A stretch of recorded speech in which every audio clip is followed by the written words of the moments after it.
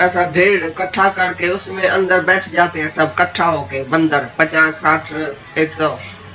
तो इकट्ठे बैठने से गर्मी होती है ना, तो वो समझता है तो इसी घास में गर्मी है, समझा? लेकिन है गर्मी उसके इकट्ठे बैठने से। तो कल्पना से समझता है कि इसमें से गर्मी आती है मेरे को। कल्पना किया तो भी घास का कुछ हुआ क्या? सचमुच कोई अग्नि वो जलाएगी क्या उसको? अग्नि जला नहीं सकती है ना, उसको नुकसान तो नहीं पहुंचा सकती है अग्नि। चाहे उसने कल्पना से अग्नि समझी थी, लेकिन अग्नि थी नहीं। तो इकट्ठा बैठा ऐसा गर्माश आ गई तो उसने समझा इसमें गर्मी है, घास में गर्मी है, लेकिन घास में गर्मी नहीं थी। तो बोलता है ऐसी गर्मी कोई नुकसान कारक नहीं है, वो जो आग है वो जलाएगी नहीं, खाली कल्पना की है आग।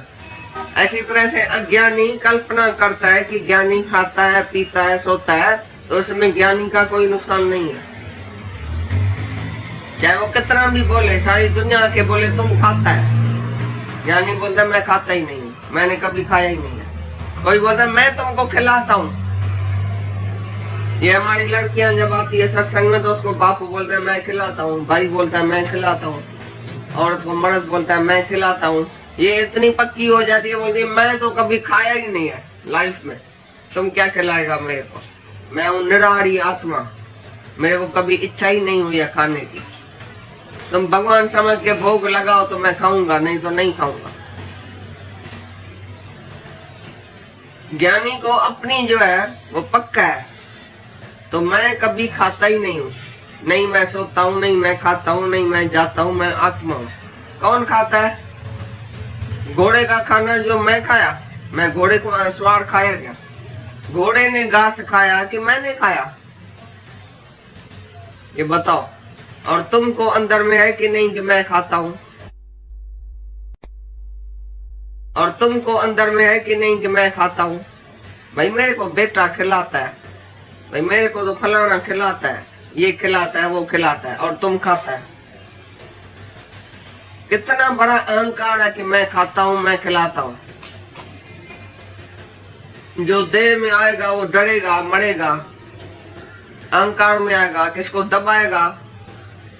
लेकिन ज्ञानी को कोई आके दबाए तो मैं तुमको खिलाता हूँ, तुमने खाया? वो बोलता है मैंने कभी नहीं खाया, नहीं किसी ने मेरे को खिलाया है। मैं हूँ भगवान, सारी सृष्टि का मालिक हूँ, सारी सृष्टि को खिलाने वाला मैं हूँ। इस शरीर को चाहे सारी सृष्टि को मैं खिलाता हूँ, लेकिन मैं खाता नहीं हूँ, मैं आत्मा हूँ।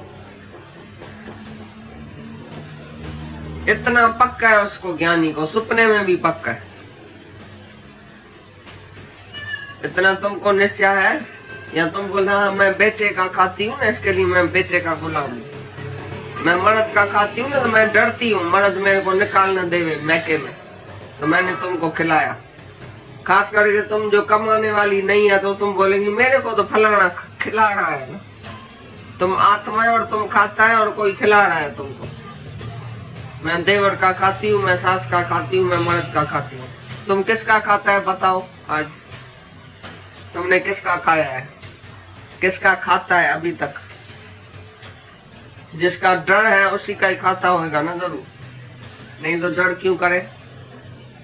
पक्का है अंदर में कि मैं कभी खाता नहीं हूँ, नहीं कोई मेरे को खिलाता है।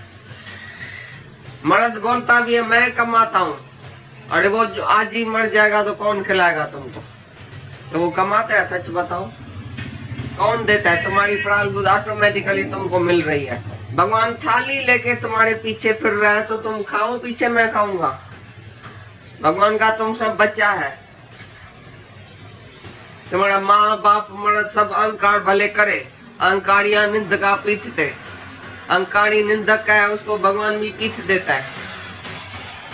लेकिन तुम जो है वो अपने निरंकारी प्रेम में रहो कि मैंने कभी खाया नहीं है, मैं किसको खिलाता नहीं हूँ, नहीं मैं खाता हूँ। एक ही परमात्मा है, सबके अंदर एक ही भगवान है, कोई किसको खिलाता नहीं है। खाना पीना इसका धर्म है, देह का धर्म है, हमारा धर्म नहीं है। मैं आत्मा हूँ, नहीं खाता हूँ, नहीं खिलाता हूँ, नहीं दूसरा कोई है जिसको मैं खिलाता हूँ। सारी सृष्टि को खिलाने वाला परमात्मा जो है वो तुम है। अभी तुमको कौन खिला सकता है बताओ, जो तुम सबके डर में आ जाते हैं। समझती है कुछ? निकाल देगा तो हमारे पास आ जाना, उसी दिन तुमको मुक्ति मिल जाएगी घर से। कोई नहीं निकालेगा, ये तुम्हारा डर है गुरु का संग। ये है कि गुरु एक एक मिनट में तुम्हारा अहंकार गंवाएगा। तो बोलेगा नांग तो एक बारी डंग लगाता है मर जाता है आदमी, इधर तो घड़ी घड़ी मरना पड़ता है। एक एक इच्छा को, एक एक वासना को जांचना पड़ेगा, खलास करना पड़ेगा, आम भाव को खलास करना पड़ेगा। इधर बोला क्यों, इधर उठा क्यों, इधर देखा क्यों, ये द्वेष क्यों देखा, द्वेष क्यों किया, ऐसे बोला क्यों, अहंकार से क्यों बोला। तो गुरु के पास जो रहेगा वो एक एक टाइम में उसका परीक्षा लेगा, ऐसे ही रहेगा। खाली खाना पीना हम थोड़ी खिलाते हैं इनसे, पूरा हिसाब लेता है। खाना तो बेचारा 2 रोटला खाते हैं, लेकिन सारा दिन परीक्षा देता है इधर। उठना बैठना सोना खाना पीना सफाई ये वो पूरा नहीं होगा तो मारपीट पड़ेगी इसके ऊपर। ऐसा नहीं समझना गुरु इसको बहुत प्यार करता है, गुरु के मार में भी प्यार है और तुम्हारे संबंधियों के प्यार में भी घात है अंदर। तो इसको बेचारे को जब भी मन को मरना पड़ता है इधर, ये आदतें लेके आया है दुनिया में, गुरु उसकी आदत एक एक मिटाता है इधर। तो उसको मरना पड़ेगा ना, अंदर जलना पड़ेगा ना। मन थोड़ी ऐसे ही राज्य ही छोड़ेगा। सेकंड सेकंड में इसका अहंकार मरता है। ये सांप जैसा अहंकार अंदर पड़ा है, 1000 फण वाला सांप जो है ना, ऐसा है ये मन। कभी कहां से उठता है, कभी किधर से उठता है, कभी कौन सा ख्याल लेके आता है, कभी कौन सा। तो एक एक ख्याल को यानी देखना, पूरा कंट्रोल करना मन के ऊपर, कोई चर्चे मस्ती की बात है क्या? उसके लिए गुरु के संग में रहना कोई आसान बात नहीं है। जो अपना अहंकार मिटाएगा, खुदी मिटाएगा, अपने को मुर्दा समझेगा, जो अपनी वासना छोड़ेगा तभी रह सकेगा। निर्वासना के वाले के साथ कौन रह सकता है बताओ? इच्छा वाला रहेगा तो मरेगा ना, बहुत दुखी होएगा ना। टप्पे टप्पे में इच्छा रखेगा, इच्छा गुरु पूरी नहीं करेगा, उसको वैराग देगा। तो वैराग देना तो मन के लिए बहुत मुश्किल है ना, वैराग लेना। सारी दुनिया छोड़ के, इतना सुख छोड़ के, स्वर्ग का सुख छोड़ के भी जो गुरु के पास आता है तो मन तो पहले जलाएगा ना। जो इच्छाओं वासनाओं वाला मन लेके आएगा वो पहले मन अंदर जलता है, जहर जैसा लगता है। ये ज्ञान पीछे बेचारी को अमृता है।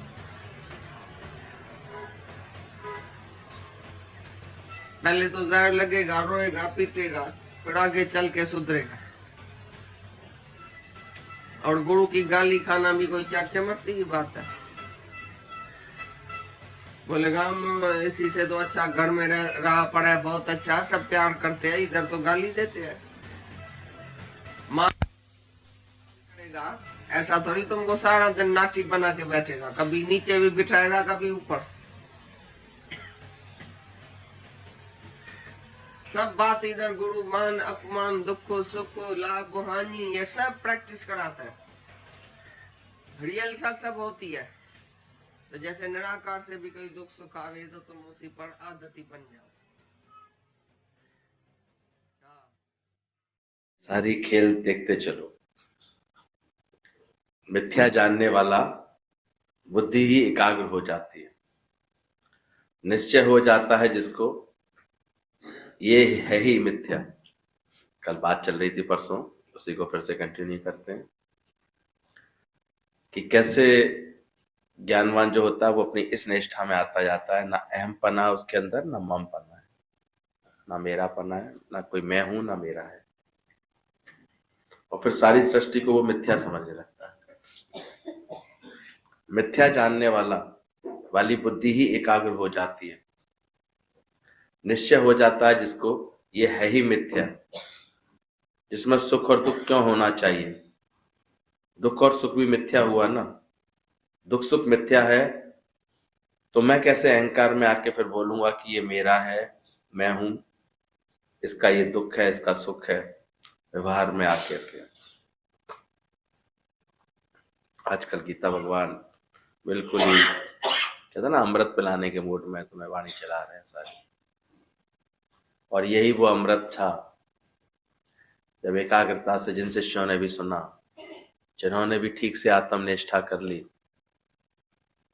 वो कैसे फिर ये देह अध्यास को मिटा लेते हैं और सारे दुख से, सुख से, जगत के हर तरह के प्रभाव से मुक्त हो जाते हैं।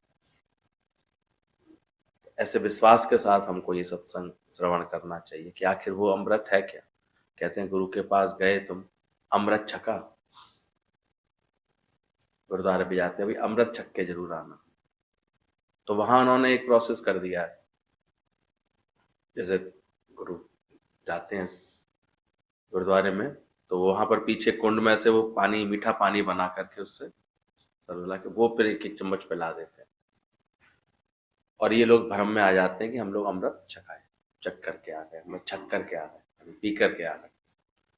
पर वो अमृत नहीं होता है। अमृत यही होता है कि अमृत, मैं कौन हूं? अजर अमर आत्मा,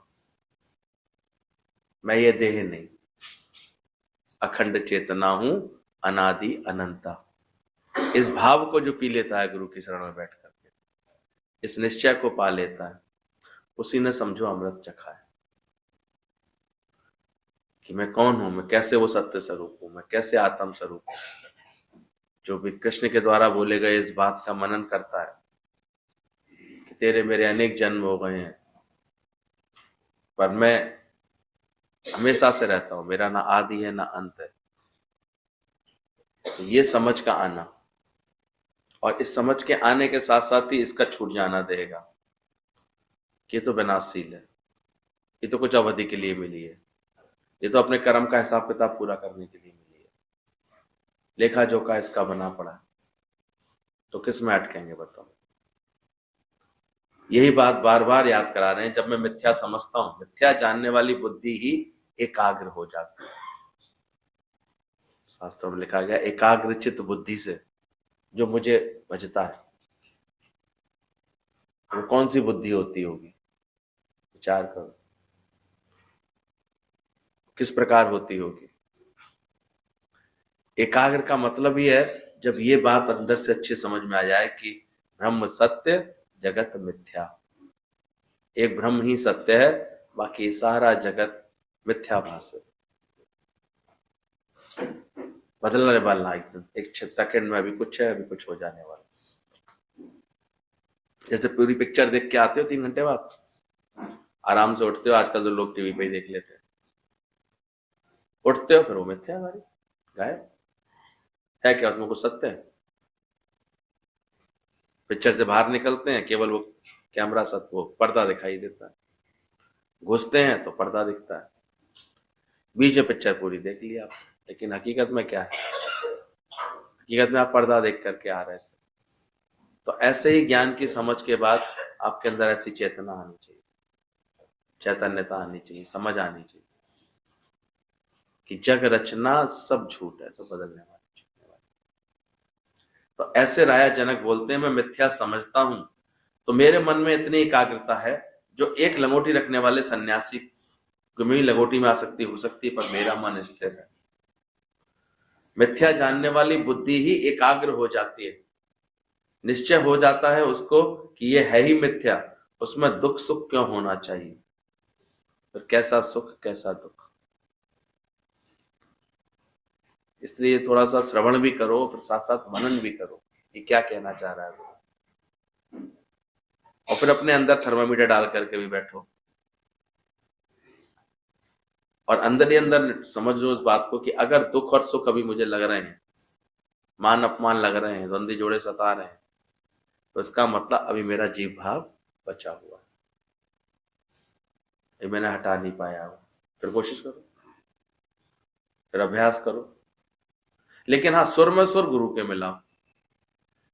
कभी कोई मन कहेगा अरे ऐसा तो बड़ा मुश्किल है, दुश्वार है, कोई नहीं कर पाता, ऐसे बोलोगे तो फिर गड़बड़ हो जाएगी। What one man can do, everyone can do। एक व्यक्ति ने अगर किया, अगर एक गुरु ने किया है, तो हम भी कर सकते हैं। ऐसे जिस विश्वास के साथ, इतने भरोसे के साथ जो चलता है, और बाकी तो ये काम, ये ज्ञान ही अपने आप कर देता है। कि सत्संग रूपी ज्ञान जो हमको मिलता है ये अपने आप बैठते बैठते, क्योंकि इन बातों का पहले कहाँ श्रवण करते थे, कहीं मिलता था सुनने को, कहीं किसी ऐसी जगह के बैठे जहाँ ये बातें समझाई जा रही हैं, तो उसके श्रवण मात्र से बहुत अंतर पड़ने वाला है। इसलिए विश्वास रखो इस बात का कि जब बुद्धि एकाग्र हो जाती है तो सुख दुख भी मिथ्या हुआ ही जान में आता है। बोला तुम व्यवहार में आता ही क्यों है?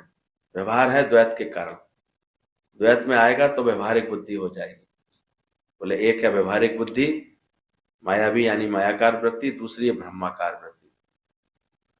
दो वृत्तियां रहती हैं, एक मायाकार वृत्ति और इधर ब्रह्म सुन सुन के तुम्हारी माया में आते हैं बैठते हैं तो हमारी ब्रह्माकार वृत्ति गुरु बनाता है। मायाकार वृत्ति में बोलता है ये सेठ है, ये नौकर है, ये आदमी है, फलाना, ये ग्राहक हूं, ये सेठ है एक, और इसलिए एकाएक तुमको क्रोध आ जाता है, क्योंकि एकदम तुमको कभी लोभ आ जाता है, कभी अहंकार आ जाता है। इस पूरे प्रोसेस को पहचानो कि कैसे आ गया ये, क्यों आते हैं मेरे अंदर।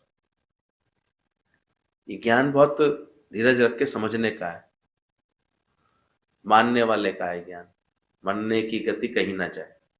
कभी किसी को समझाएगा तो दूसरा समझ के समझाएगा, इसलिए उस पर क्रोध आ जाएगा। अभी आते हैं सत्संग में, क्या अपने साथ ऐसी मेहनत रखते हैं, ऐसी नजर रखते हैं अपने ऊपर कि जो अचानक मुझे एकदम क्रोध का भाव आया, क्यों आया, उसके पीछे कारण क्या होता है? सुना तो बहुत बार है, क्या कारण होता है? इच्छा का होना। क्रोध का तो सीधा संबंध किससे होता है? किसी भी प्रकार की इच्छा होना अंदर, इच्छा में विघ्न पड़ता है, क्रोध की उत्पत्ति होती है। फलाना मेरी बात माने, आप जैसे अपने को सेठ मानेंगे, दूसरा नौकर होगा तो नौकर पे क्या करेंगे? क्रोध करने लगेंगे। क्यों? क्योंकि तुम एक इच्छा से बंध गए हो, तुम ये मेरी बात माने। सुनना नहीं चाहिए, समझना नहीं चाहिए, अकल तो है नहीं इसमें, जानता तो है नहीं, ये धारणा अंदर में बना रखी, ऑटोमेटिक आप परेशान हो जाओ, क्रोध आ जाएगा आप पे। तो कभी किसी को समझाएगा दूसरा समझ के तो क्रोध आ जाएगा, और अगर उससे भूल हुई है तो प्रेम से समझाओ, अपना आप करके समझाओ, तो तुम्हारे अंदर दुख सुख फील नहीं होएगा। ज्ञानी भी ये कार्य करता है, पर देखते हैं जैसे जैसे ज्ञान की उसके अंदर पूर्णता आती है, उनका हम देखते हैं व्यवहार अपने आप चेंज हो जाता है। शुरू में लगता है कि हम लोग नहीं, घड़ी घड़ी विक्षिप्तता में आते हैं, लेकिन धीरे धीरे लगता है कि रोज सुनते सुनते समझते समझते अब एक प्रेम से, वो भी जब रिसीविंग माइंड होगा तब बोलने का मन करेगा उसको। और बाद में तो ये प्रभाव देखा हमने कि ब्रह्मज्ञानी के तो उसके वाइब्रेशन से ही लोग बदलने लगते हैं। ऐसी ठंडक मिलती है उसके पास, ऐसी जैसे बर्फ के पास आइसक्रीम अपने आप जम जाती है ना फ्रीजर में रखते ही, ऐसे ही सबके मन शांत होने लगते हैं, सब सीखने लगते हैं, और वो अच्छी तरह से ये बात समझ जाता है कि अगर भूल हुई है किसी से तो उतने आराम से प्रेम से समझा सकता है, अपना आप देख करके समझा सकता है। तुम अहंकार करेगा कि अरे मेरी बात नहीं मानी, मैं बड़ा हूं तुम छोटा है, मैं बाप हूं तुम बेटा है, तो यही मिस्टेक है हमारी। तुम नौकर को बोलेगा तुमने ऐसा क्यों किया, अपना ब्लड प्रेशर हाई कर लेगा, रात को फिर नींद नहीं आएगी, फिर सपने में वो नौकर ही आएगा। दादा कहते थे मैं एक बार एक दोस्त से मिलने गया तो गेट ही ना खोले बहुत देर तक, तो बहुत देर तक उसने गेट नहीं खोला तो खटखटाया, भाई पूछा, बड़े डर से, बोले कौन है, ऐसे कर रहा था। बोले भाई मैं हूँ तेरा दोस्त हूँ, मैं आया हूँ तुझसे मिलने बहुत दिनों बाद। तो उसने बड़े ऐसे करके गेट खोला, पसीने पसीने हुआ पड़ा था। बोले क्या हो गया तुम्हें, क्या परेशानी हो गई? बोले कुछ नहीं, अब कुछ मत पूछो। बोले हुआ क्या था? बोले कुछ नहीं, वो ड्राइवर था, वो आज किसी बात पर मुझे ऐसा क्रोध आया, उसमें मैंने उसे खूब उल्टी सीधी सुना दी, बात इतनी बढ़ गई कि अभी कह के गया था देख लूंगा सेठ जी। वो कुछ पैसे मांग रहा था, कुछ लोभ भी था, मेरे को देने का मन नहीं था इस वक्त देने का, उसको तो उल्टा सीधा बोल दिया उसको।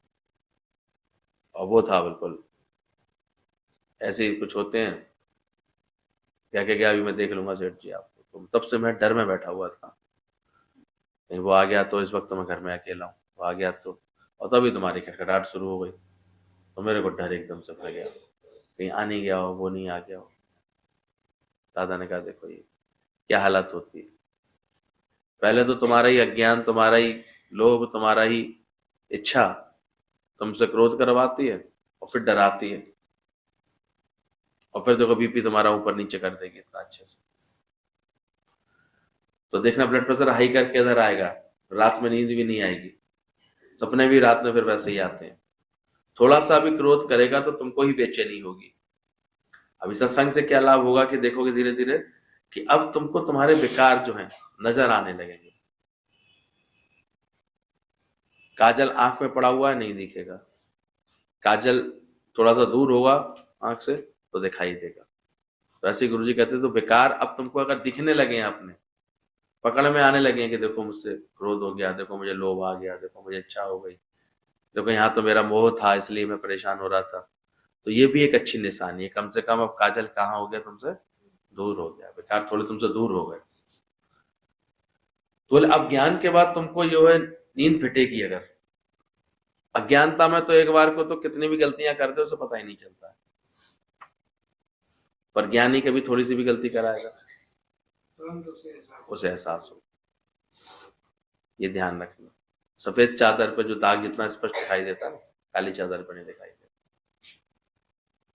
इसलिए ये भी इस ज्ञान की ही चढ़ाई की निशानी है कि तुम धीरे धीरे ज्ञान में अपनी वृद्धि कर रहे हो, कि अब तुम्हें दिखने लगे हैं, और एक दिन और सावधानी आ जाती तो धीरे धीरे उनसे दूरी बढ़ जाती है, छूटने लगते हैं वो अंदर से। तो ध्यान रखना, अज्ञानी तो कहीं खून करके भी आए तो शायद नींद नहीं फिटे उसकी, उसकी दिल पत्थर हो गई है पाप करते करते, पर तुम्हारी दिल अभी मौन हो गई है। जिज्ञासु की दिल इतनी निर्मल हो गई है कि जो थोड़ा सा भी मिस्टेक करेगा तो उसकी रात की नींद फिटेगी। तो तुम ज्ञान के जिज्ञासु बन गए, उसकी निशानी है ये कि थोड़ी सी भी गलती अगर हो रही होगी तो तुम्हें उसका एहसास होगा। इसलिए अच्छे चाल चलन वाले लोग लगभग दिन भर का सारा लेखा जोखा अपना विचार करते हैं रात को बैठ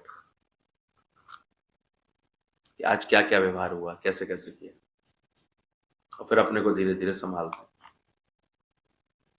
हम भी देखें सत्संग में आने के बाद कुछ ऐसा अभ्यास करते हैं कि खाया पिया सोया आराम से, मनन आना चाहिए। ये सत्संग आपे आप तुम्हारे अंदर में ये भाव जगाएगा अंदर। तो द्वैत में जरूर मिस्टेक होगी, अहंकार में जरूर मिस्टेक होगी। तुम बोलेगा कि मैं ही तो हूं, मैं भी हूं और मिस्टेक भी नहीं करूं, ऐसा नहीं होगा। तुम्हारे अंदर द्वैत भाव होगा तो तुमसे गलतियां हुई हो जाएंगी। तुम्हारे को कोई ठग जाता है, कोई चोरी करके ले आता है, तुम्हारा कुछ लेके जाता है, देके जाता है, तो ज्ञानी नफे नुकसान में भी एक है। आज नुकसान पड़ा तो क्या हुआ, ज्ञान के बाद ये समझ आएगी धीरे धीरे। बोले तगड़ी गाय है तो कभी कमजोर गाय है, कभी कमजोर गाय का भी दूध निकलता है, कभी किसी व्यापार में किसी बात में लाभ भी मिलता है तो कभी किसी बात में जो है हानि भी मिलती है। सिंधी लोगों के पास बड़ी अच्छी अच्छी कहावतें होती हैं। बोले कभी तगड़ी गाय का दूध पीते हैं तो कभी दुर्बल गाय का भी पीते हैं, उसमें क्या बात, कुछ तो मिला ही ना, कुछ तो हो ही गया ना, रेट टू रेट तो चला ही गया। ऐसे करके भी सब संतोष करते हैं। पर आप देखो जो सही समझ वाले होते हैं और जो अभी तक ऐसे सही समझ नहीं होती, उनको देखो व्यापार की छोटी छोटी बातें भी दिन भर परेशान करती रहती, दिन भर दिमाग घुमाते रहते, उलझाते रहेंगे। जबकि ज्ञान के बाद तुम देखना, तुम्हें नुकसान पड़ा तो समझो क्या हुआ, नफा भी पड़ा तो क्या हुआ। इसी प्रकार माया में कभी नफा है, कभी नुकसान है, कभी नीचे है, कभी ऊपर है। कभी देखा करो कुछ लोगों की प्रकृति ऐसी होती है, उन्हें नुकसान से इतना ऊंच नीच नहीं होती, बड़े आसानी से वो अपना घर वर सब बेच बाच कर फटाफट दूसरी को शिफ्ट हो जाते हैं। नहीं होती उनको समझ है अंदर से, होगा ही होगा। कोई कार्य करोगे तो कभी ऊपर कभी नीचे, झूला है कभी ऊपर भी जाएगा कभी नीचे भी जाएगा, इसलिए उलझते नहीं है। वो अपनी बुद्धिमानी से उसको कैसे और अच्छा करें इसकी योजना में रहते हैं हमेशा, अच्छा इसको कैसे करें। कैसे सही कर लें इस चीज को। तो इसी प्रकार द्वंद्वी जोड़ों में सुखी दुखी नहीं होता है ज्ञानी, क्योंकि मिथ्या है, माया मिथ्या है, मिथ्या का दुख सुख भी मिथ्या है। अगर माया आने पर खुशी और जाने पर दुख होता है तो समझो अभी तक तुमने माया को सत्य जाना है, इसको मिथ्या करके नहीं जाना। ये भी एक पहचान है। अगर इसके कभी सुखी हो रहा है, कभी मन किसी बात से कभी दुखी हो रहा है, तो उसका मतलब अभी मिथ्या नहीं जाना। अब राजा जनक क्या निश्चय बता रहे हैं, मैं सारे जगत को मिथ्या समझता हूं। कोई राजा जनक यहां बैठा है? प्रकट करो अपने अंदर के जनक को, ऐसा ज्ञान को बोध कराओ अपने मन को, और तुम भी राजा जनक की तरह बोलो कि सारे जगत को मिथ्या, इतना माल खजाना है मेरे पास पर सब मिथ्या है, आज ही उसको आग लग जाए मैं गुरु के सामने बैठा ही रहूंगा। और ऐसा कहते हैं, उनके गुरु ने एक बार उनकी परीक्षा लेकर के भी देख लिया था, चेक कर लिया था।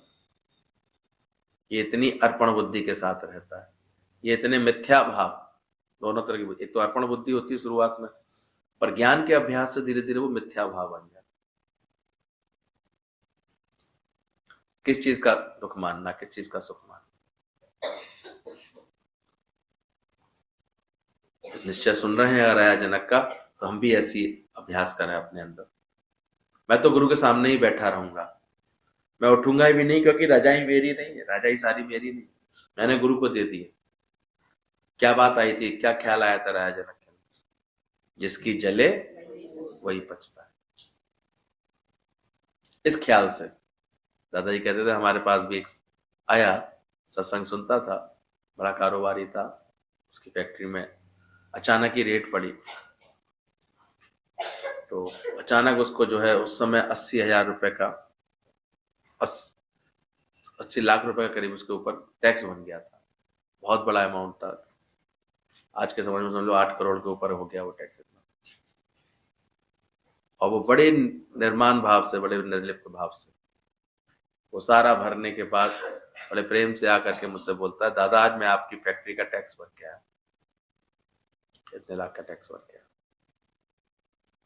दादा ने पूछा, तेरा मन नहीं चला? बिल्कुल। बोले कैसे चलेगा, मन चले तुम्हारा, तुम्हारी फैक्ट्री थी।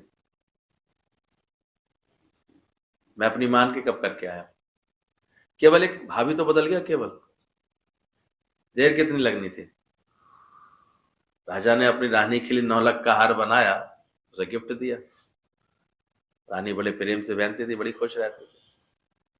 लेकिन एक दिन वो गुम हो गया, दिखे ना, कहीं रख गया, या कोई ताड़ गया, कोई ले गया। रानी बड़ी परेशान, बड़ी रोए जाए रोए जाए रोए जाए। अब उसका रोना, राजा को पता लगा कि भाई क्या बात है, रानी क्यों इतनी परेशान है। पूछा, राजनी क्या बात हो गई है? तो बोले ऐसे ऐसे जो 9 लाख का हार आप लाए थे वैसा खो गया है मेरा, चला गया है, पता नहीं कौन ले गया है, दिख ही नहीं रहा है, बहुत नुकसान हो गया मेरा, बड़ा नुकसान हो गया। मैंने कहा, अरे रानी तुम भी ऐसे पगला रहे, झूठा था वो, नकली था हार वो। तो कहती आपने बताया क्यों नहीं मुझे? चलो अब खोया तो कोई बात नहीं, झूठा समझते ही क्या हो गया उसका दुख। तो तुम्हारा भी दुख कब कब खत्म हो जाएगा, इससे पहले नहीं होगा। जो ये बात समझते जा रहे होंगे बड़े आराम से कर सकते। साधो ये जग मिथ्या जाए, जा भीतर जो राम बसत है, साच होता है पहचान। तो राजा जनक भी बोलते हैं, मैं सारे जगत को मिथ्या समझता हूं, तुम्हारा नफा नुकसान भी गुरु का है, भगवान का है, माया मेरे राम की खिनावे खिनावे। माया आती रहेगी जाती रहेगी, घर में भी कभी नुकसान आएगा, कभी नफा होएगा, कभी कमी होएगी, कभी देरी वैसी होगी, कोई एक्सीडेंट होएगा। तो ये सब बातें नेचुरल है। क्या तुमने जान ली? अच्छा क्या नहीं हो सकता? कोई रोड पर चलेगा तो एक्सीडेंट नहीं हो सकता? कोई जीरिया हुआ तो उसको हारी बीमारी नहीं आ सकती? बिना ज्ञान के इन्हीं बातों में खामा खा रचते थे, परेशान होते थे, जो नेचुरल चीजें, कभी सर्दी, कभी गर्मी, कभी ये। अज्ञानी मन रोष करे। ये अहमपना और ममपना ये तुम्हारे अंदर से जाना चाहिए।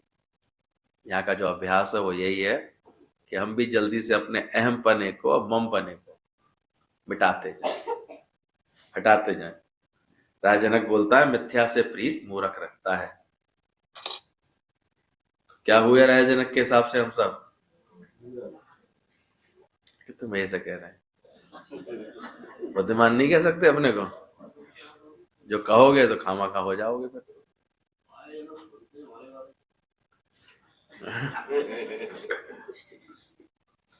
अगर मिथ्या से प्रीत है तो मूर्खता ही था। जैसे जैसे ये बात समझ लेंगे, रोज बैठ के सुन लेंगे, ये सब मिथ्या है, कोई परिवर्तन कभी भी आ सकता है, किसी भी रूप में आ सकता है, कैसी बात भी हो सकती है, कोई नई बात है।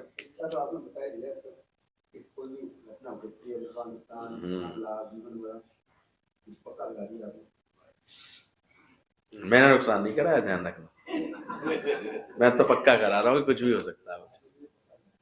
ओके, अब आगे के श्लोक में बता रहे हैं, जाड़े के दिनों में वन विषय बंदरों को सर्दी लगती है तो घुंची का ढेर, लाल लाल फूलों का ढेर के किनारे वो सब ऐसे बैठ जाते हैं घुंची लगा करके, और ऐसा समझते हैं बंदर लोग नकलची तो होते ही हैं। उन्होंने मनुष्यों को बैठे देखा, ये कुछ लाल लाल सा करके बैठे हैं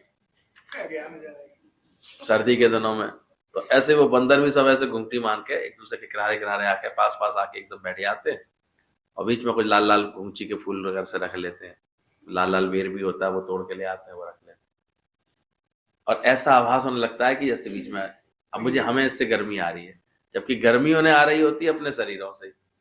अब शरीर इतने पास आ जाते हैं, तो ये देखा करो, हमें लगता है हम रजाई ओढ़ रहे हैं ना, रजाई में गर्मी है। रजाई में गर्मी होती है या रजाई में कुछ ऐसा तत्व है जो तुम्हारी गर्मी को बाहर नहीं भागने देता, और रजाई तुम्हारी गर्मी को वही रोके रखता है, तो धीरे धीरे धीरे करके तुम्हें रजाई के अंदर लगता है बड़े अब ठंड नहीं लग रही, ठंड नहीं लग रही, जबकि रूही को देखा है तो बिल्कुल ठंडी होती है, और उसके अंदर से ऊष्मा निकल नहीं पाती है, शरीर की जो ऊर्जा होती है, तो उसको रोक लेते हैं। नॉर्मली भगवान ने शरीर ऐसे बनाया हुआ है कि देखो कितना नेचुरल नॉर्मल रहता है, तापमान हमेशा नेचुरल रहता है। कभी धन्यवाद दिया भगवान का इस बात के लिए? कारण यह है कि मिलकर बैठने से उनमें गर्मी आती है। ठंडी के दिनों में 50, 60, 100 बंदर, अब इसको जोड़ा किस बात से इन्होंने? ऐसे ही मूर्ख अज्ञानियों की कल्पना में ज्ञानी के अंदर व्यवहार दिखाई देता है कि खा रहे हैं, पी रहे हैं, घूम रहे हैं, जा रहे हैं, यहाँ गए वहां गए, ये किया वो किया, पर वास्तव में ज्ञानी जो होता है वास्तव में अकर्ता और अभोक्ता होता है। उसकी दृष्टि में ना देह है, ना कोई कर्तव्य, ना भोक्तव्य, किंतु वे असंग और चैतन्य स्वरूप रहते हैं। जैसे बंदरों को लगता है गर्मी मिली, इकट्ठे बैठने से गर्मी होती है उनको, पर वो समझते हैं घास से गर्मी आ रही। ऐसे बंदर कल्पना से समझता है कि इस घास से गर्मी आती है, मेरे को कल्पना किया तो भी घास का कुछ हुआ क्या? अब बंदर मान लो कल्पना भी कर रहा है, तो क्या घास में आग लग रही है? गर्मी घास से थोड़ी आ रही है, उनको अपने ही शरीर से आ रही है। बोले इसी तरह से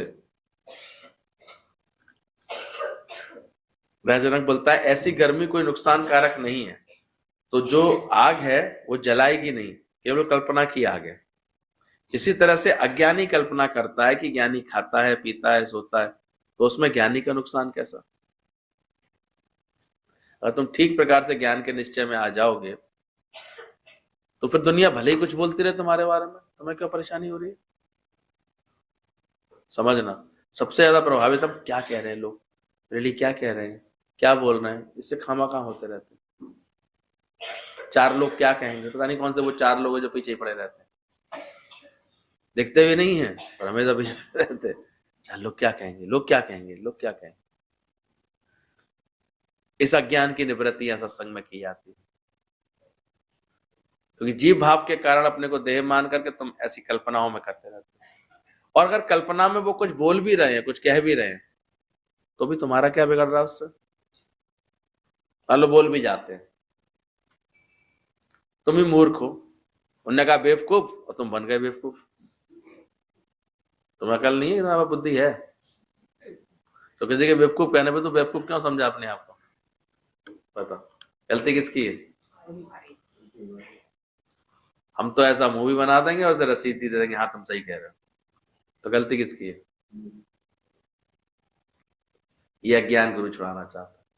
दुनिया में इन्हीं शब्दों की तार पर नाचते रहते हैं। वो फलाना ऐसे कह गई, ऐसे कह। गुरुजी पूछते तुम हो ऐसे क्या? अरे हम तो नहीं ऐसे, तो फिर क्यों ले लिया शब्द उसके? उसको जैसा दिख रहा है उसे दिखने दो, तू तो जान तू आत्मा है, तो शुद्ध चेतन स्वरूप है।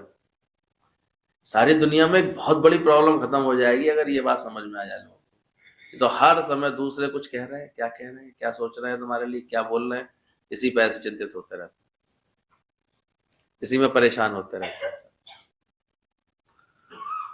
तो देखना इस बात को। बोले ज्ञानी, अब ऐसी गर्मी से कोई नुकसान नहीं है, ऐसे ही अगर अज्ञानी कल्पना करता है, ज्ञानी खाता है, पीता है, सोता है, तो उसमें ज्ञानी को क्या नुकसान?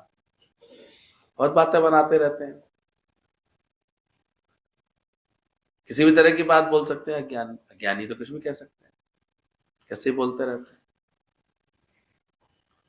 ये करते हैं, वो ये करते हैं, वो ये करते हैं। गुरुजी के लिए न जाने कैसी कैसी बातें बनाया करते थे। वो कहते थे इनकी नजर में होगा दोष, इनकी नजर में ऐसा होगा, हम तो कुछ करते ही नहीं।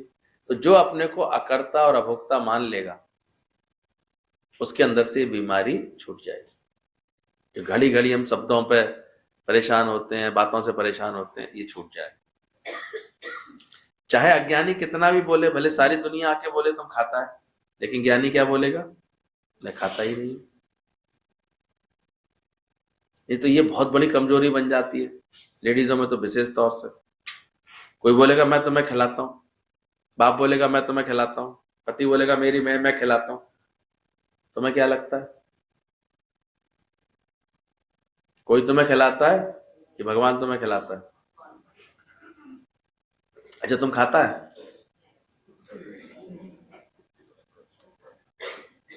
यही भ्रम गुरु मिटा देता है। जब मैं देह ही नहीं तो मैंने कहां से खाया? दादा कहते थे वो फूल, आई फीड माई हॉर्स, ये शरीर को मैं खिलाता हूं, मैं नहीं खाता हूं। ऐसी निष्ठा पक्की करो, ऐसा निश्चय पक्का करो। ये लड़कियां सब आती हैं सत्संग में, तो उनका बाप बोलता है मैं खिलाता हूँ, भाई बोलता है मैं खिलाता हूँ, औरत को मर्द बोलता है मैं खिलाता हूँ। लेकिन ये इतनी पक्की हो गई है सत्संग समझ के, ये बोलती है मैंने कभी खाया ही नहीं। तुम क्या खिलाएगा मेरे को? मैंने खाया ही नहीं, मैंने रहा नहीं। जो आत्मिक भाव में आ जाएगा तो अपने को क्या जानेगा। तभी तो उस दिन बताया ना कि कैसे दुर्वासा ऋषि बड़े आराम से कह सके कि जमुना जी को बोल देना कि दुर्वासा जी ने अन्न का एक कण भी नहीं खाया हो, तो जमुना जी हमें रास्ता दे। क्यों संतों को निराहारी बोला गया? क्यों राजा जनक को विदेह बोला गया? सोचो, क्या हमने ऐसी समझ बनाई अपनी? हम जानते हैं निराहारी, तो सुबह से शाम तक 3 बार तो हिसाब लगाते रहते हैं, सुबह क्या खाएंगे, शाम को क्या खाएंगे, अब तो क्या खाएंगे। ये खाना पीना देह का धर्म है, पर ज्ञानी अपने को देह मानता ही नहीं, तो छूट गया, हट गया। इसलिए कभी भी ज्ञानी की भाषा पर आश्चर्य नहीं करना। वो कुछ नहीं खाता है, वो निराहारी है अपने आप में, क्योंकि वो आत्मा में रहता है, आत्मा में रमता है। शरीर सब माया में होने के कारण विनाश है उसके लिए। तो ज्ञानी को अपनी पक्की है कि मैं कभी खाता ही नहीं हूं, ना मैं सोता हूं, ना ही मैं खाता हूं, ना मैं आता हूं, ना जाता हूं। गीतावान कह रहे हैं ये घोड़े का काम है। घोड़े सवार ने खाया क्या? घोड़े ने खाया, तो घोड़े ने घास खाई, तो क्या मैंने थोड़ी खाई? तुम बोलता है मेरे को बेटा खिलाता है, मेरे को फलाना खिलाता है, तो तुम खाता है तो कितना बड़ा अहंकार है तुम्हारे अंदर कि मैं खाता हूं। इसको भी क्या जानो अपने अंदर का अहंकार, जो कहता है कि मैं खाता हूं। जो देह में आएगा वो डरेगा, मरेगा, अहंकार में आएगा, तो किसी को दबाएगा और किसी के दबाव में आएगा कि मैं तुमको खिलाता हूं। तो वो बोलता है मैंने कभी नहीं खाया है, ना ही किसी ने मेरे को खिलाया है। आज का पाठ कौन सा पक्का करना है? मैंने कभी नहीं खाया है, ना मैंने कभी किसी को खिलाया है। बड़ी मुसीबत हो जाती है। अपने बच्चों की चाहे कितनी पालना करते हैं, और एक किसी और के बच्चे को महीने 2-4 महीने भी रखना पड़ जाता है अपने पास, 2-4 जगह अहंकार करते ही रहते हैं। मैं ही देखभाल कर रही हूँ इसकी, आजकल ये मेरे पास रह रहा है, मैं खिला रही हूँ उसको, मैं ही ख्याल रखती हूँ इसकी हर बात का। इसकी माँ तो चली गई है, वो तो घूम रही है, मैं ही इसकी पालना कर रही हूँ। तो ज्ञानी होगा ना तो खाता है ना ही खिलाता, देहाध्यास से रहित हो जाएगा तो उसे कभी भी ये ख्याल नहीं आता है। और अज्ञानी इसी वजह से, क्यों दुनिया में मर्द लोगों को अहंकार आता है कि हम खिलाते हैं, और स्त्रियों को अहंकार रहता है कि हम खाते हैं। दोनों के इस अहंकार का नाश गुरु कर रहा है। गुरु का संग करो तो तुम्हारा ये अहंकार छूटे। जो तुमको लगता है कोई खिलाता है, करन करावन आपे आप। इसलिए जब गुरु हमको इतना पक्का बना देता है तो ये भ्रम हमारा टूट जाता है अंदर से। देह में आएगा तो वो डरेगा और मरेगा, अहंकार में आएगा किसी को दबाएगा। ज्ञानी को कोई आके दबाए कि मैं तुमको खिलाता हूं तो बोलेगा मैंने कभी नहीं खाया है, ना ही मैं कभी किसी ने खिलाया है। देखो कभी अंदर से तुम ऐसा पहले खुद का निश्चय बनाओ अंदर का, तो फिर मुख पर भी ये बात शोभा देगी। अंदर से तुम्हें लग रहा है मैं खाता हूं किसी का, तब तक नहीं बोल पाओ। ऐसे रटे रटाया यहां से आके बोल दो घर वालों से आकर के तो उल्टा झगड़ा हो जाएगा। और क्या तुम्हें अंदर से लगता है कि मैं नहीं खाता हूं, मैं आत्मा हूं, तब एक शांत स्वभाव बनेगा अंदर से, बिल्कुल बात समझ में आ जाएगी। ये तो बड़ा बड़ा रट्टा है इस बात में। कैसे लगता रहता है कि हम ही खिलाते हैं, हमारे यहाँ खा रही है, ऐसे कर रही है, काम नहीं करती है, खाती रहती है। ये डायलॉगबाजी कब चलती है ऐसी? तो तुमको ये भ्रम होता है, जबकि हकीकत ये है कि खिलाने वाला खाने वाला सब एक परमात्मा ही है। इतनी पक ज्ञानी को है, सपने में भी पक्का रहता है। इतना तुमको निश्चय है, या तुम बोलता है हाँ मैं बेटे का खाती हूँ या अपने मर्द का खाती हूँ, मर्द ने निकाल दिया तो क्या होगा, मायके में जाके क्या होगा, ये बोल के कि मैंने तुमको खिलाया। मर्द इसलिए तो धौंस जमाते रहते हैं, जो सत्संग समझ के दृढ़ हो जाते हैं ना, उनके अंदर से भय खुद निकल जाता है, तो दूसरे उनके सामने ऐसा बोलना भी बंद कर देते। कोई कहते थे कोई निकाल देना तो आराम से निकल के चले आना, कोई अगर इतनी बुद्धि दिखाता है तो अपने आप 4 दिन बाद हाथ जोड़ के खड़ा हुआ था सामने, इतनी गारंटी। पर तुम्हें अपनी बकत करानी नहीं, तुम्हें तो दुर्दशा करानी है, फिर लटके रहते हो। और कितने ऐसे एग्जाम्पल दिखाए थे गुरु जी, जिन्होंने गुरु की बात मान करके दृढ़ता लेके आ गए। तो क्या अपने आप ही आत्मसम्मान हमने खुद खोया हुआ है अपना, क्योंकि हम अपनी आत्मा का सम्मान ही नहीं करते हैं। हो गया ना आत्मसम्मान, तुमने जाना तो आत्मा है, तुम तो इसी भ्रम में जीते रहते हो कि कोई खिलाता है मुझे, किसी का खाते हैं हम। और ये बात निश्चित है, खाओगे तो आंख लग जाएगी। अगर इस भावना में खाओगे कि मैं किसी का खाता हूं, अब गुरु ने भावना क्या बदली, खाते नहीं, ये वहां उसका तुम्हारा हिसाब किताब है, इसलिए उधर के उस रूप में आ रहा है तुम्हारे पास, वो देना चाह रहा है उस रूप से तो आ रहा है कहीं से। और आज के समय में क्यों इतने झगड़े बढ़ गए, क्योंकि लेडीजों को लगता है हम भी तो कमाते हैं। आजकल तो बड़े शहरों में तो और मुसीबत, कहती मैं भी तो कमाती हूँ। अब वो कैसे सुन ले किसी का डालोगे कि हम खिलाते हैं, तो आजकल लक्ष्य थोड़े ढीले हो गए, अब डायलॉग नहीं मार पाते। फिर भी और डायलॉग उन्होंने कमजोर बनाए रखते हैं। अगर आपके अंदर देह अध्यास और तरह के डायलॉग मारते हैं, पर जब सही शक्ति आ जाएगी, सही ज्ञान की शक्ति आ जाएगी, तो सारा डर अंदर से चला जाएगा, सारा कमजोरी अंदर से मिट जाएगी। तुमको निश्चय है कि तुम बोलेगा कि हाँ मैं बेटे का खाती हूँ, तुम आत्मा है तो तुम खाता है या कोई खिला रहा है तुमको। तुम बोलती है मैं देवर का खाती हूँ, सास का खाती हूँ, मर्द का खाती हूँ, तो तुम किसका खाता है बताओ आज से। गीतावान तो बिल्कुल इस पर निश्चय कराने में लग गए, बताओ तुम किसका खाता है, किसका डर है, उसी का खाता होगा। ये तो डर काय का, तो तुम कहते हो डर लगता है, मैं डर लगता है, तो क्यों डर लगता है तुम्हें? सोचो अपने अंदर, अभी भी किसी का डर है, बेटा ना रूठ जाए, पति ना रूठ जाए, डर किस बात की है तुम्हें खामा खा? बस एक बार बोल दो, वरना क्या? बस कुछ नहीं। किस चीज के डर है? ये निर्भय पद है जो गुरु हमें बैठालना चाहता है। क्या हम बैठ पाए अभी तक? कि अभी भी डर में जीते हैं, भय में जीते हैं? ना डरो और ना ही डराओ कभी किसी को, ऐसा ज्ञान पक्का करो। ये नहीं समझना आज अगर मान लो डर निकलवा रहा है गुरु, तो तुम कल को जाकर किसी के साथ गलत व्यवहार करो। डराने का भी तुम्हारे को कोई जो है जरूरत नहीं कभी किसी के लिए कुछ ऐसे बोलने की, पर हाँ सत्य में टिको, ज्ञान में टिको।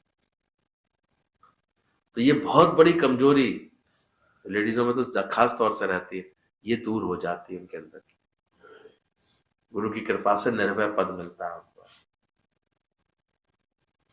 किसका डर है उसी का तुम खाते हो जरूर।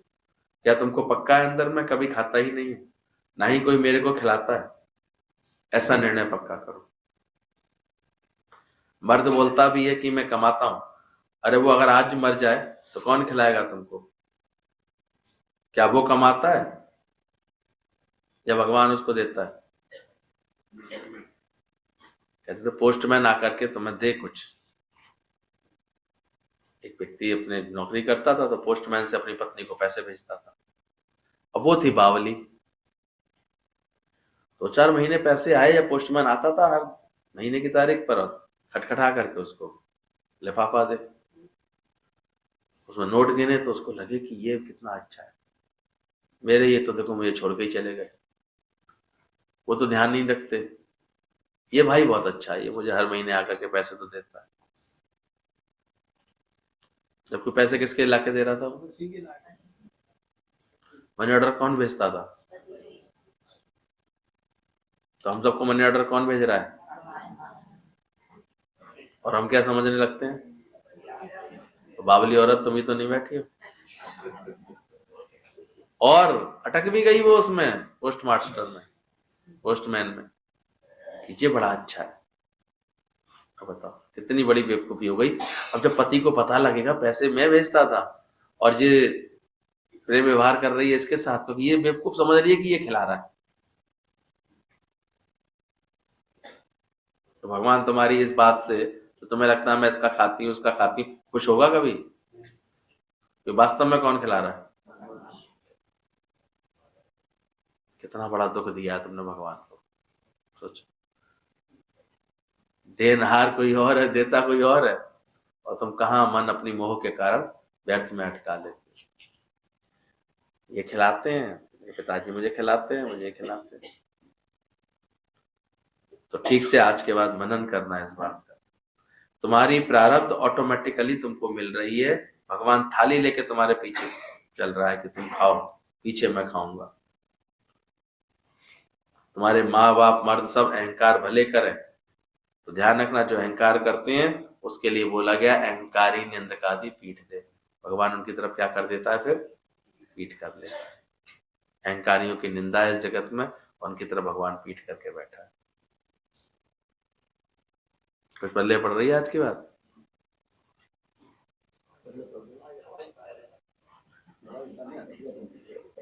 क्या करें, इतना इतना अहंकार करके आए हैं हम लोग देह अध्यासी का, इसलिए तो देह अध्यास नहीं जाता है। बार बार ये लगता है इसका खाते हैं, उसको खिलाते हैं, इसका मैं कर रहा हूँ, मैं ही करने वाला हूँ, मैं ही कराने वाला हूँ। पुरुषों को मैं खिलाता हूँ ये अहंकार, स्त्रियों को मैं खाती हूँ ये अहंकार। ये दोनों ही अहंकार जिस दिन दूर होंगे तो देह अध्यास दूर होगा। तुम ऐसा निश्चय करो, ऐसा ज्ञान जानो कि ऑटोमेटिकली तुमको मिल रही है तुम्हारी प्रारब्ध। तेरी रोजी तुझको ढूंढे तो दिल विच कर आराम, दाने दाने पर लिखा है खाने वाले। जब ऐसा पक्का करा देता है गुरु, तब अपने खिलाता है कि नहीं भगवान? तेरे को बता, रोज कुछ ना कुछ देता है कि नहीं भगवान? फिर लेकिन तुम अपने निरंकारी पने में रहो कि मैंने कभी खाया ही नहीं है, मैं किसी को खिलाता नहीं हूं, ना ही खाता हूं। एक ही परमात्मा है, सबके अंदर एक ही भगवान है, कोई किसी को खिलाता नहीं है। खाना पीना धर्म है इस देह का, ये हमारा धर्म नहीं है। मैं आत्मा हूं, ना ही खाता हूं ना ही खिलाता हूं। तो सोचो कभी ये बात अंदर से पक्की हो जाएगी, तुम्हारे अंदर कितनी सुंदर समझ आ जाएगी, कितना अंदर में ये सब सच आ जाएगा, पक्का हो जाएगा। और नहीं तो व्यर्थ में कितनी कमजोरी आती थी पहले। हम खिलाते हैं, हम किसी का खाते हैं। अच्छा पूछ लो, बैठी है सामने, खा रही हो रोज? कौन खिला रहा है? पर जी भाव होगा तो अभी भी लगेगा मेरे लिए इतना इंतजाम करके छोड़ के गए, इतनी दुकानें उकाने किराए पर उठा के गए, तो मैं खाती हूँ। तो आज से निश्चय करो किसका खाती हो। इसकी प्रारब्ध है जो ऑटोमेटिकली इसको आकर के मिलती है। इसलिए ज्ञानवान को कभी ना भी मिले तब भी वो उतना ही खुश रहता है। नहीं होगी आज प्रारब्ध, कोई बात थोड़ी है। जब होगी प्रारब्ध फिर मिलेगा आकर के, फिर देगा। तो कल की चिंता में आज ही ये रुपए ना रखे रहने तो अभी नहीं, ये नहीं पता कि वो रुपए इतने नहीं बढ़ेगा तो फ्लैट का दाम बढ़ जाएगा, तेरा चिंता लगी रहेगी अंदर से। मिलता जाए कहीं से तो देखो बड़ा मन को अच्छा लगता रहता है, कहीं देना पड़ता है, वहां लजने लगता है इंसान, कितना देना पड़ गया। ज्ञान से ही सही समझ आती है, तब ये बैलेंस बनता है। ये डर अंदर के निकलते हैं, इसका खाते बड़ा इमोशनल होकर मैंने ना अपनी एक किडनी दे दी थी।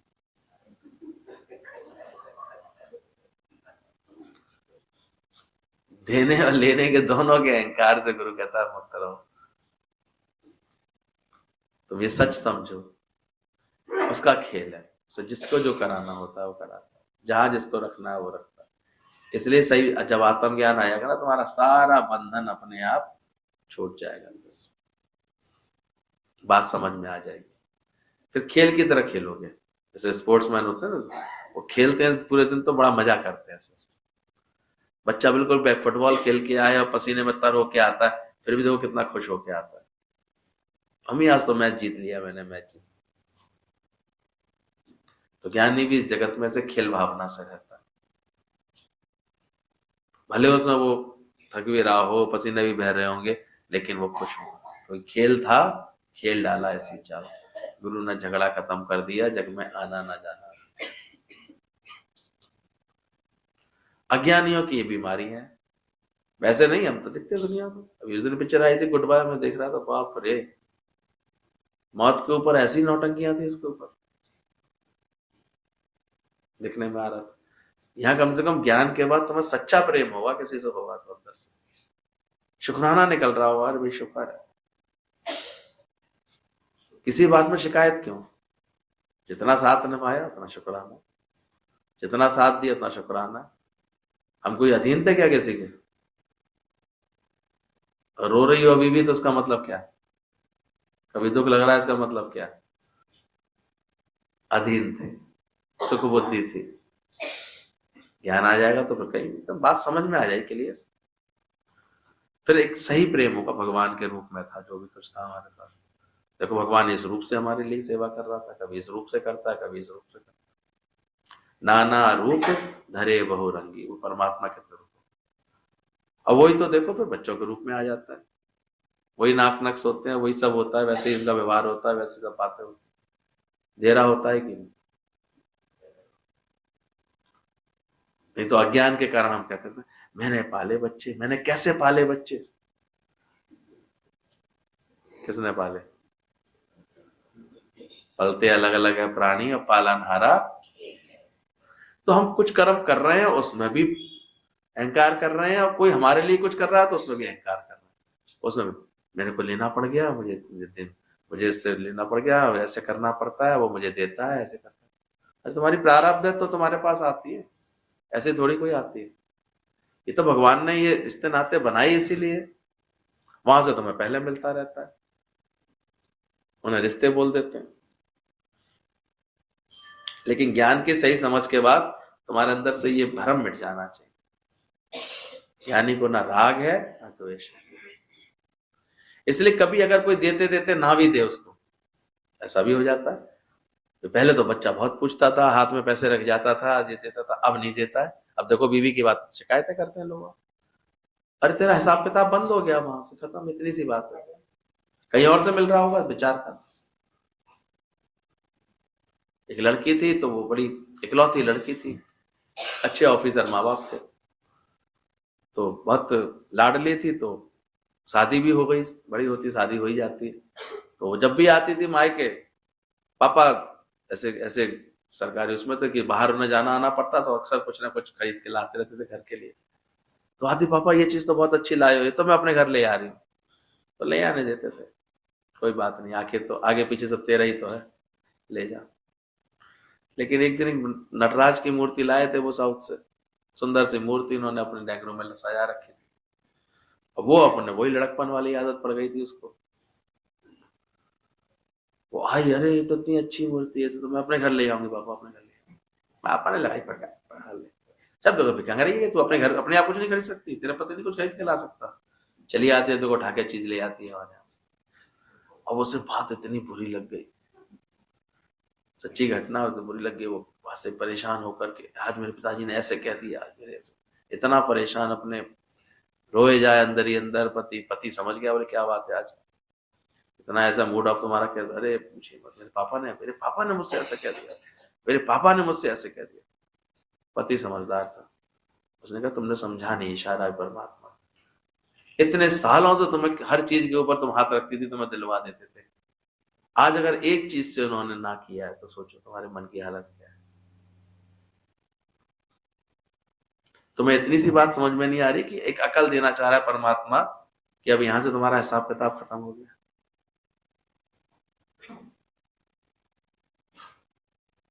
कभी गौर करके देखो अपने जीवन में किन किन बातों को दुख पाले हुए तुम, इन्हीं फालतू बातों में। अरे कहीं बैंक से खाता खत्म हो गया हो, कहीं से मिलना शुरू हो गया हो, उसमें क्या बात। इसलिए ज्ञानी भोगे हंस के, अज्ञानी भोगे। ये सारी दुनिया में जितने भी दुख सुख के ये कहानियां हैं, ये सब अज्ञान के कारण है। ज्ञान में सब जीरो हो जाता है, शून्य। बड़ा ऐसे इमोशनल हो के बताते है तुम्हारा हिसाब किताब तभी तो हुआ ऐसा, वरना कैसे होता। जितने दिन जिसका साथ लिखा होता है साथ रहता है, फिर भी भगवान चलाता रहता है। पर अपने ख्यालों से तुम कमजोर होते हो, बाकी भगवान इतना कमजोर नहीं कर रहा। भगवान ने तो सबको बहुत अच्छा हिसाब किताब दिया, लेकिन अपने अज्ञान के कारण इंसान जो है इसमें दुखी सुखी हो जाता है, परेशान हो जाता है। तो सारी सृष्टि को खिलाने वाला परमात्मा जो है, वो तुम्हें अभी तुमको कौन खिला सकता है।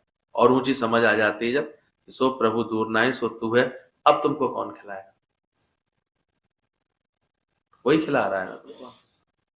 तुमको ये डर है कि घर वाला हमको घर से निकाल देगा, तो कहते थे कि तब हमारे पास आ जाना, उसी दिन तुमको मुक्ति मिल जाएगी घर से। कोई नहीं निकालता है, तुम्हारा डर है। इसलिए सर्वश्रेष्ठ है गुरु का संग। तुम्हारी जीवन तभी बनती है जब गुरु एक एक मिनट में तुम्हारा अहंकार तोड़ता है। यही सारे छोटे छोटे अहंकार होते हैं कि मैं खाता हूँ, मैं खिलाता हूँ, मैंने इसको दिया, मैंने इससे लिया, मैं ऐसे करता हूँ, मैं ऐसा, मैं छोटा कि वो बड़ा, मैं नहीं जानता वो जानता हूँ, कि मैं बहुत ज्यादा जानता हूँ कि वो नहीं जानता। ये सभी तरह के अहंकार है। इसलिए गुरु के संग जब करते हैं, हम सत्संग में बैठते हैं, और वो तो और भाग्यशाली होते हैं जो फिर गुरु के दर पर लंबा लंबा रहते हैं, चलते हैं, तो वहां उनके अहंकार को कूटा जाता है। अभी सारी गीता भगवान यही बता रहे हैं, तुम बोलोगे कि नाक का तो एक बार ही डंक लगता है, पर गुरु के पास तो घड़ी घड़ी मरना पड़ता है, तो मरना तो पड़ेगा। इसलिए सर्वश्रेष्ठ है गुरु का संग, और तभी जीवन बनती है।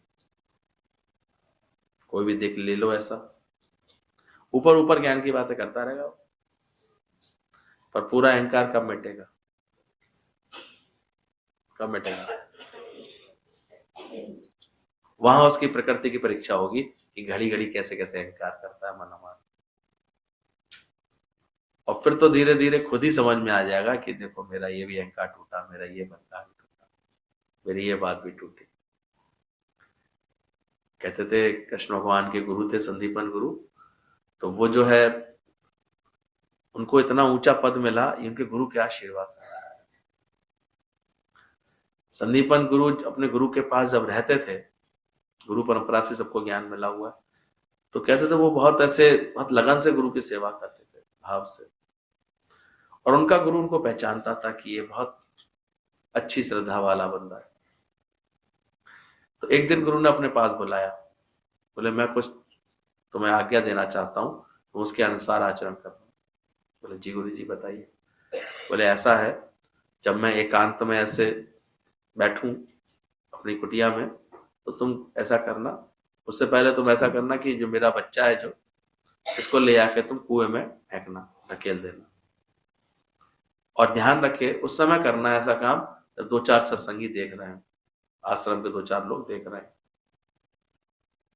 लेकिन उन्होंने, क्योंकि जो सच्ची श्रद्धा में होते हैं वो गुरु से कोई प्रश्न, अरे गुरु जी ऐसा कैसे, मैं क्या ऐसे कैसे कर सकता हूँ, कुछ नहीं। उसने कहा जी गुरु जी जैसे आपके आज्ञा। उन्होंने वैसा ही किया। और समझ सकते हो इस कर्म का क्या फल पड़ा होगा उन्हें। सब ने उठा करके उन्हें जो है डंडों से पिटाई करी। गुरु के बच्चे के संग ऐसी हरकत, तो गुरु का हत्यारा है तो ऐसे करके तो बोला ऐसे। तो खूब ऐसे उसकी निंदा हुई, लेकिन वो शांत रहा। वो अपने कौन सी गुरु की आज्ञा का पालन कर रहा था, शांत। कुछ समय बीता, अब सब लोगों की निगाह उसके लिए बहुत एकदम बिगड़ गई थी। वो ऐसी ऐसी हरकत करता तो देखा वो सत्संगियों की निगाह कैसी हो जाती है, सबकी बिगड़ गई थी। फिर कुछ समय बाद गुरुजी ने चुपचाप उसे बुलाया, बोले ऐसा है, मैं जब समाधि लगाऊंगा उस समय तो मेरी झोंपड़ी में आग लगा दी। यहाँ भी वो गुरु आज्ञा बन गई उसके लिए। लेकिन साथ साथ गुरुजी एक बात कहते थे, किसी को बताना नहीं, मैंने कहा है। अब ये भी गुरु की आज्ञा थी, बताना भी किसी को नहीं। परिणाम तो समझ सकते हो क्या होने वाले हैं। फिर उसने ऐसा किया, अब तो जो उसकी डंडों से कुटाई पिटाई हुई, गुरुजी ये तो आपका भी हत्यारा निकला है, तो ऐसा निकला है, तो ऐसा नीच है, ऐसा धर्मी, ऐसे करके उसे आखिर उसे वहां से निकाला, उसको आश्रम से ही निकाल दिया। वो भी उसने स्वीकार कर लिया, क्योंकि जिसको गुरु भक्ति होती है ना, वो फिर किसी बात में भी कोई शंका नहीं रखता, कोई भ्रम नहीं रखता, जैसे गुरु की मर्जी। उसको हमेशा इस बात का शुक्राना रहता है कि शुक्र है इतने दिन गुरु ने साथ रखा, अब कुछ ऐसा व्यवहार करा दिया गुरु ने, कोई बात नहीं, ऐसा भी होता है। तब भी वो इतने शांत रहे, लेकिन लगन गुरु में रहती थी हमेशा, सत्संग में लगन रहती थी। कहते सत्संग के बाहर वो नाली से जो शब्द आते थे गुरु के, वो सुना करते थे, और बाहर ही रहते थे, कभी भी गुरु की कोई आज्ञा आती, और सारी संगत उनको बड़ी हिराकत से देखती थी, बड़े अपशब्द अपमान करके उनको आती थी हमेशा। लेकिन वो शांत भाव से, वो बस मेरे गुरु की मेरे पर कृपा है, मैं तो सिर्फ गुरु की आज्ञा की पालना कर रहा हूं। कहते हैं फिर जब गुरु जी का शरीर छूटने का समय आया, तब उन्होंने जब देखा लोग लाइन लगा के जा रहे थे, गुरु जी बिल्कुल समाधिस्थ होने वाले थे, तब उस लाइन में वो भी अपने को ढक करके, चादर से ढक करके आ गया। तो उस वक्त लोगों ने एकदम से पहचान लिया संगत में, अरे देखो गुरु जी आपका हत्यारा आज भी नहीं छोड़ रहा आपको, आज भी देखो ये आ गया। तब गुरु ने बोला इसको आने दो, मेरे पास लेकर के। और कहते हैं गुरु जी ने अपने गले की माला उसके गले में डाली और उसको आशीर्वाद दिया कि आज तक जो भी कुछ था ये मेरी आज्ञा से कर रहा था, और उसने मेरी श्रद्धा, मेरी आज्ञा पालन की सबसे ऊंची परीक्षा में इसने पढ़ाई पास की। ऐसा कोई और शिष्य नहीं कर सकता, जितना अपमान, जितना इसने कुटाई पिटाई सब सह लिया, पर क्या मान के, गुरु की आज्ञा। ध्यान रखना, कभी गुरु ऐसी परीक्षा से भी हमारी, ऐसी तरह की परीक्षा भी ले सकता है कि सारी संगत हमारे लिए हाय हाय थूके तुम्हारे ऊपर, तब भी हम अपनी गुरु भक्ति में दृढ़ रहे। तब कहते हैं अंत में गुरु ने उनको गले से लगा करके उन्हें आशीर्वाद दिया कि जिस भाव से तू मेरे से लिए समर्पित रहा है, मेरे से तूने प्रेम किया है, तुझको स्वयं परमात्मा आकर के गुरु पद का गौरव देंगे। तब कहते हैं संदीपन जी को भगवान कृष्ण ने आकर के उनको ये गुरु माना। तो ऐसी अनेक समझ की बातें हैं कि जो गुरुवान होते हैं, गुरु की शरण में होते हैं, वो कैसे आचरण में रहते हैं, कैसे वो अपने अहंकार गंवाने के लिए तत्पर रहते हैं, कैसे भी कभी किसी बात में फिर अपना मन नहीं चलाते। वो अंदर से जानते हैं थल्ला बना हो चाहे थल्ला ना हो, जैसी मेरे गुरु कितनी भी लिस्ट बनानी पड़े, कितनी फाड़नी पड़े, उनके मन नहीं चलते। कुछ कभी ऐसे गुरु बोले, कभी कभी ऐसी बात दिखाई देगी, कभी कैसी बात दिखाई देगी, कभी कोई कुछ कह जाएगा, कभी कोई कुछ कह जाएगा। वो सिर्फ सच्चे होते हैं अपने गुरु से, बाकी सारे जगत की हर बात को क्या मानते हैं, वो मिथ्या जान। तो साधो ये जग मिथ्या जान। तो ऐसा संग है जब गुरु का मिलता है जिसको, तो ध्यान रखना, खाना तो बेचारा 2 रोटली खाते हैं, लेकिन सारा दिन परीक्षा देते हैं। गीता कह रहे हैं हमारे पास रहते हैं, उठना बैठना सोना खाना पीना सफाई ये वो पूरा नहीं किया तो मार पिटाई पड़ेगी इनके ऊपर। ऐसा नहीं समझना, गुरु को बहुत प्यार करता है, लेकिन इसी तरह से वो धीरे धीरे गढ़ जाते हैं। वो सुख दुख में जो गुरु के साथ ही प्रैक्टिस कर लेते हैं। हम देखते थे कितने लोगों ने गुरु के दर पर रह करके इस तरह की प्रैक्टिस कर ली, हर तरह की ऊंच नीच को, फिर अपने आप ही उनका मन ऐसा हो गया, ना उन्हें सुख लग रहा है ना दुख लग रहा है। अब निराकार की तरफ से कैसी परीक्षा है,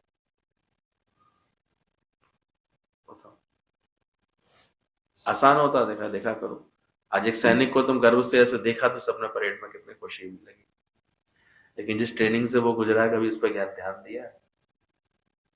ट्रेनिंग पीरियड में सुबह 5 बजे तक उठो, 4 बजे उठ करके 5 बजे तक परेड ग्राउंड पर होना पड़ता है। 5 चक्कर तो भारी भारी बंदूकें लेकर के चक्कर लगाने पड़ते हैं। एक गलती पर 5 चक्कर बोल जाएगा 1 सेकंड में, चू नहीं कर सकते वहां वो अपने बॉस को। इतनी आज्ञा पालन का शौक होना होता। कमांडर ने कह दिया फल छील के लाओ, तो बेचारे अंगूर भी छील लिया था, अमरूद भी छील के लाया। इतनी वहां पर शब्द की एक एक आज्ञा पालन का, तब जाकर के वो जो है फौज में उनकी ट्रेनिंग होती है। इतनी ड्रिल, इतना उठक बैठक, इतना ये, वो तो 2 झीने चढ़वाए तो हाय हाय जी कहाँ फंस गए।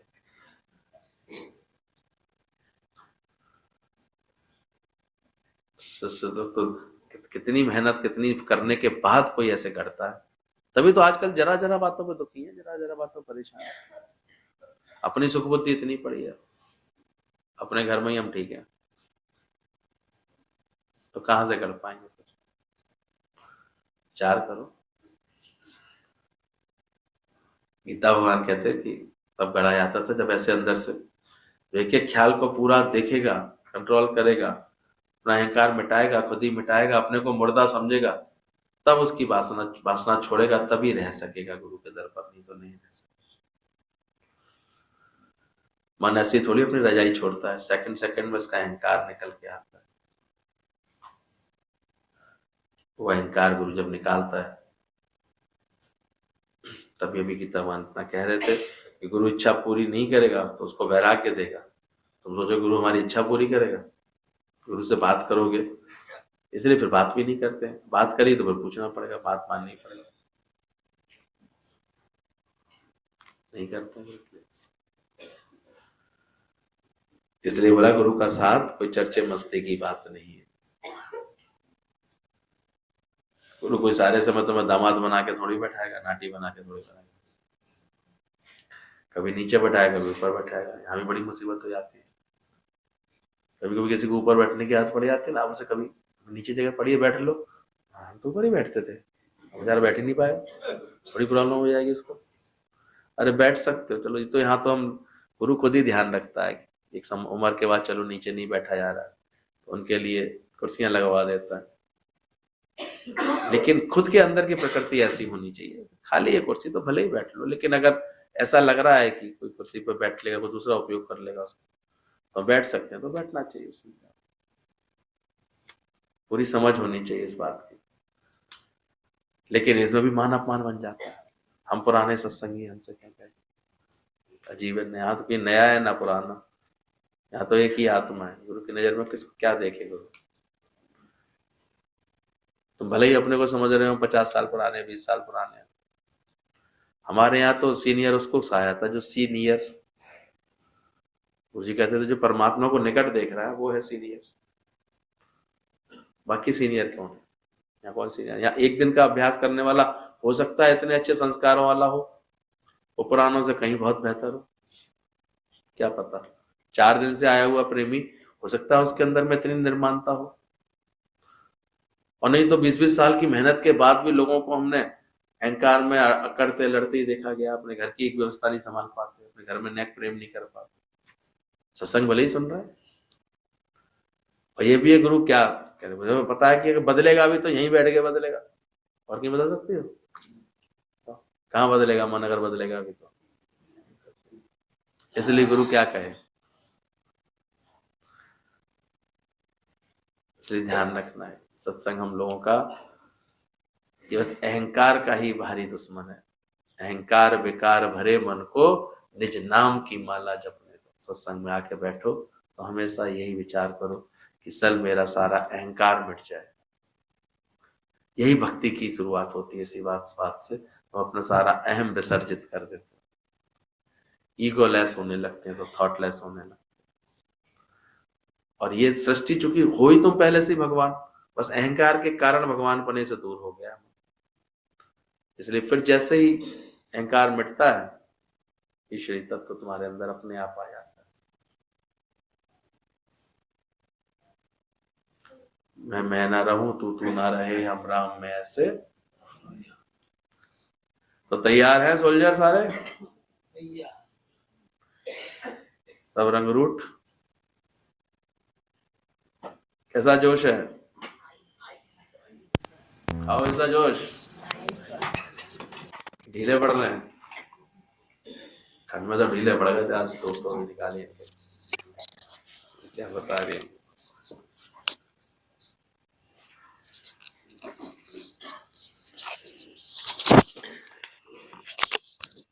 वास्तव में हमारे गुरु की क्या समझ है, क्या ज्ञान है, वो कौन सी गहराई से हमें समझ देना चाहता है, कि जब गीतावान के लेटर्स सुनते हैं, वाणियां सुनते हैं, तब समझ में